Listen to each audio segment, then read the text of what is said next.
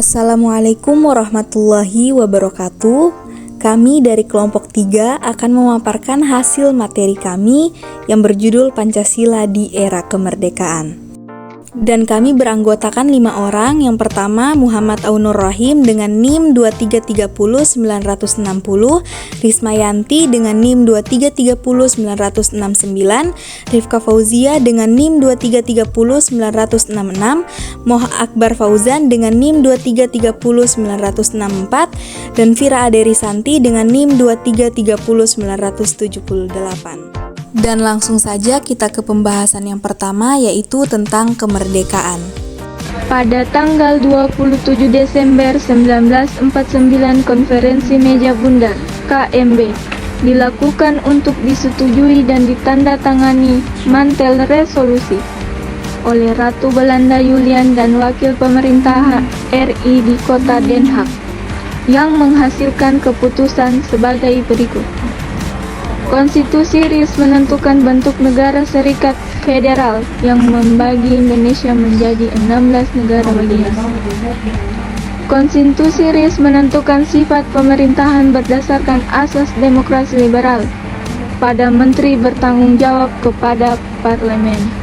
Mukaddimah Konstitusi RIS menghapuskan jiwa dan isi pembukaan Undang-Undang Dasar 1945. Terbentuknya Negara Kesatuan Republik Indonesia tahun 1950.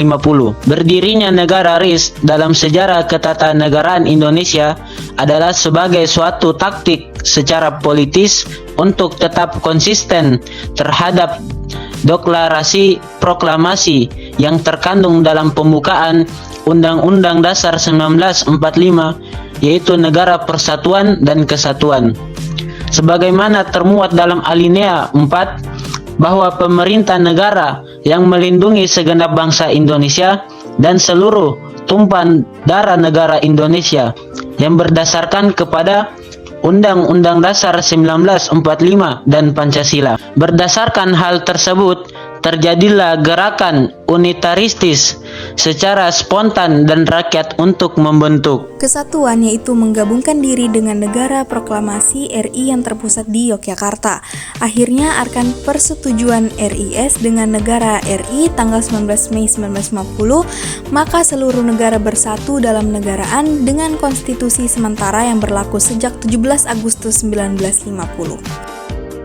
Pada pemilu tahun 1959 ternyata tidak sesuai dengan kebutuhan dan keinginan masyarakat, bahkan mengakibatkan ketidakstabilan pada politik, sosial, ekonomi, dan HAM. Hal ini disebabkan oleh konstituensi yang seharusnya membuat Undang-Undang Dasar Negara Republik Indonesia ternyata membahas kembali dasar negara. Maka pada tanggal 5 Juli 1959 yang menyatakan Presiden sebagai badan yang harus bertanggung jawab mengeluarkan dekret atau pernyataan yang isinya yaitu membuarkan konstitusi, menetapkan kembali UUD 1945 dan tidak berlakunya UUD 1950 atau dibentuknya MPRS dan DPAS dalam bentuk sesingkat-singkatnya. Dan berdasarkan dekret presiden tersebut, maka Undang-Undang Dasar 1945 berlakunya kembali di era Republik Indonesia hingga saat ini.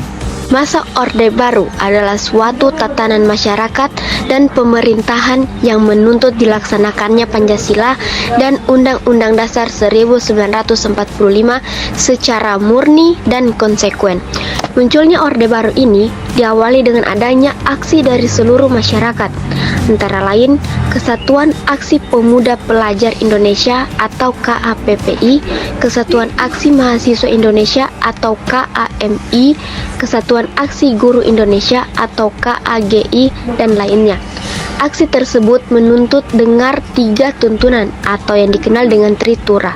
Berikut adalah isi dari Tritura: pembubaran PKI dan ormas-ormasnya, pembersihan kabinet dari unsur G30 SPKI, penurunan harga.